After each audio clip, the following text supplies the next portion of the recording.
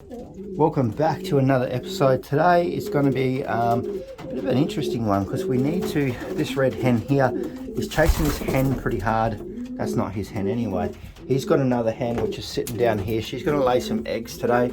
Basically what I want to do is most likely take her little babies away. They are ready to wean. They are sort of feathered up under the wing, and we've got quite a few over there ready. So pretty much ready to go over there.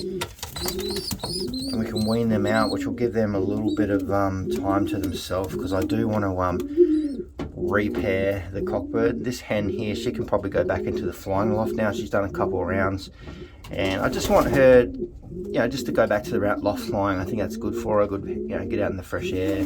You know, baths every week, every couple of days, you know, whenever she wants, or basically just not having to raise babies, because it's hard work. I know, I've got kids. So yeah, hopefully let's get these little babies over, and they should be pretty good. They both well feathered up under there, so it's time for you guys to leave the nest, so to speak, and yeah, leave this space, because I want to pair this cockbird. We'll get him in a minute. We'll bring him down up with Storm. So one of the last few kind of pairings I'm doing anyway, which will be him to Storm. So I just brought him down here so we can have a little look at him. So we're going to unpair him. In hopefully over the next few days we'll successfully unpair him. We'll leave him in here in his nest box. I think it's easier to try and pair the hen up in the cockbird's box, which seems to work pretty well with you know, big Leo up there, and the other ones that we've done, which it seems to work pretty well. So I'm very keen to sort of cross this guy into Storm and just see how that sort of goes. They both are quite wild pigeons. This guy here, one of the strongest pigeons that I've ever held. I actually am scared to take him outside of my hands because you just can't hold on to him. So be interesting to see, you know, that little bit of fire that's in him. If we can breed that into, you know, Storm does the same thing though. She's pretty, she has not been held, and she's pretty strong. So it'll be interesting to see what sort of little combination we can produce, because this little hen's almost a spitting image of Storm anyway, but she's actually one of Storm's daughters, but she's crossed into Leo, so she's got that Leo Herman side on it, but she is pretty much a spitting image when you hold her.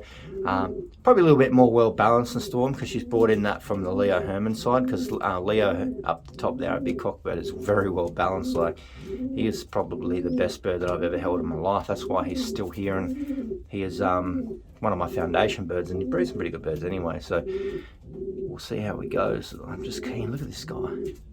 He's got something about him. He does have a brother in here, but his brother just doesn't have the same presence he does. So it's going to be interesting.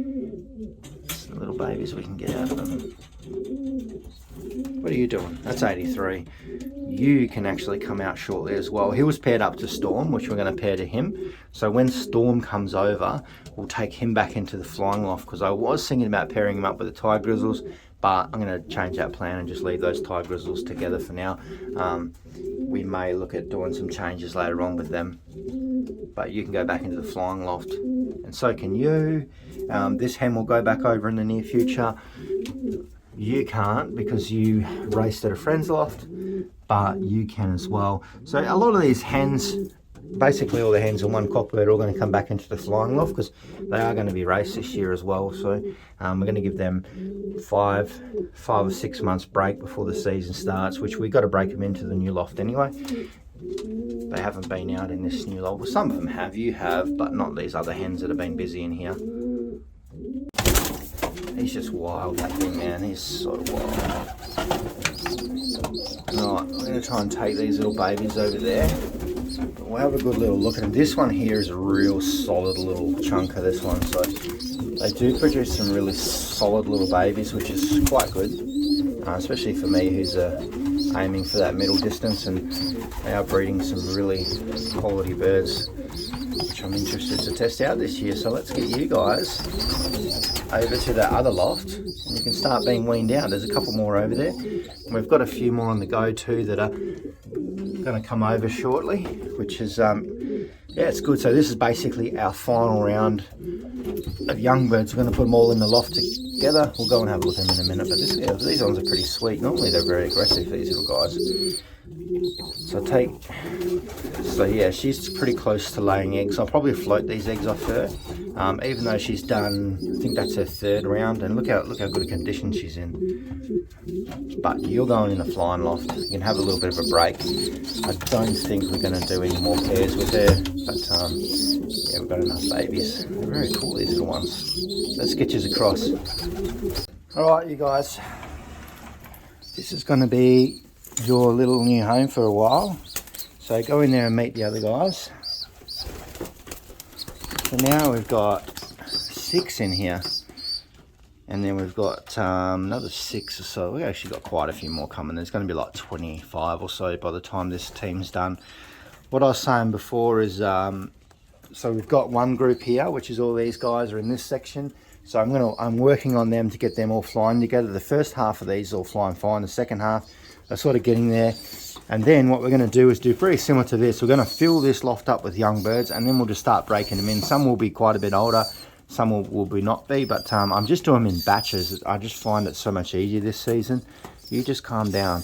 So we'll do, this will fill up quite quickly actually. We've got like those few I just showed you before, but then there's like an onslaught of like 20 that'll just come in one big lot, because they're all the foster ones that have been floated. So there's like 8 to 10 of those, probably even more at the moment. So what I need to do though is I need to set up, I might set up a smaller pick tray. That's actually not too bad. Who just snuck in there? These other young birds are very cheeky. It's one of Leo's. No, that's one of Shock's babies.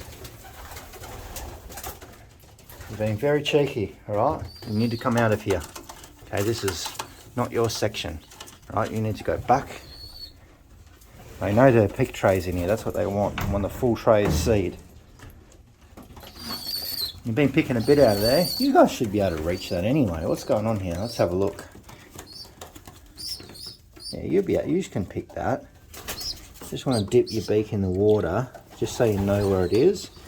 That's what I do with all the young birds. You're just getting too curious, you are. So we'll get this one, dipping in there. Come on. They are pretty new into this little loft, so the first 24 to 48 hours I watch them pretty closely. Like we only just weaned these Thai grizzles into here. You've been in here a couple of days, and then you are just pretty much everywhere all the time. Hey. So what I'm doing at the moment is I'll bring the mother of those 2 babies over into this section. You'll see we've got the barless hen here. I'm just having her sitting her aside at the moment. I may pair her up and do like a round or 2 of splits, because she is the only barless we got, the only barless gene. So if she went missing, we've lost a lot of work. So I really do need to do something with her shortly. I'll probably put her down on eggs the same time I put Big Beefcake over there, because he's pretty much ready to go. So we're going to free up a few nest boxes over the next week or so, especially by bringing in this hen over here that we're just talking about, the little bluebell one, bringing her over here with her mother and her sister. Her mother's going to be paired up to the red cockbird she's got now, which is this one here. And then her sister on the side there, I was thinking about pairing her back up now, but we're just getting too many birds. So she's going to come into this section soon, once she's had a few days just to settle. And then we'll start loft flying them and start bringing all the breeding ones, the younger ones we've used for breeding, and just start flying them again, get them locked into this loft. And then hopefully, maybe over summer, we might do a few like shorter tosses, just to start to get these older ones in a bit of a routine, because all the reds, they need a bit of discipline. So yeah, I'm going to catch you guys next video. See yous.